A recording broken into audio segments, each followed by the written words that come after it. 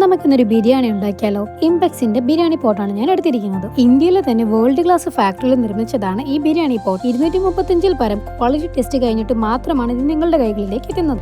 അതുകൊണ്ട് തന്നെ ഇത് സാധാരണ കുക്ക്വെയർ പോലെയല്ല, പ്രീമിയം ആൻഡ് ഡ്യൂറബിൾ ആണ്. കഴുകി വെച്ച ബീഫിലേക്ക് നമുക്ക് കുറച്ച് സവാളയും കൊച്ചുള്ളിയും പച്ചമുളകും ഇഞ്ചി വെളുത്തുള്ളി പേസ്റ്റും ചേർത്ത് കൊടുക്കും. അതിനുശേഷം കുറച്ച് മല്ലിയിലയും തക്കാളിയും പുതിനയിലയും കൂടി നമുക്ക് ആഡ് ചെയ്യാം. ഇനി നമുക്ക് പൗഡേഴ്സ് ആഡ് ചെയ്യാം. മുളക് പൊടി, മല്ലിപ്പൊടി, ഗരം മസാല, ആവശ്യത്തിന് ഉപ്പ് കൂടി നമുക്ക് ആഡ്. ഇതിന് കൂടി ഒരു ഹാഫ് ലെമൺ കൂടെ ആഡ് ചെയ്യണം. കുറച്ച് പുളിയില്ലാത്ത തൈര് കൂടെ ആഡ് ചെയ്തിട്ട് നമുക്കിത് നല്ലപോലെ മിക്സ് ചെയ്തെടുക്കാം. എക്സ്ട്രാ ലിഡ് ഉള്ളത് കൊണ്ട് തന്നെ നമുക്ക് ഈസി ആയിട്ട് ബിരിയാണി ഇനി വീട്ടിൽ തന്നെ തയ്യാറാക്കാം. ഒരു സ്പൂൺ നെയ്യ് കൂടി ഇതിൽ ചേർത്തിട്ട് 1 മണിക്കൂർ നമുക്ക് മാറ്റി വെക്കാം. ഇനി നമുക്ക് റൈസ് പ്രിപ്പയർ ചെയ്യാം. സ്പൈസസ് എല്ലാം ചേർത്തതിന് ശേഷം ഉപ്പ് കൂടെ ആഡ് ചെയ്ത് നമുക്ക് റൈസ് ഇതിലേക്ക് ആഡ് ചെയ്യാം.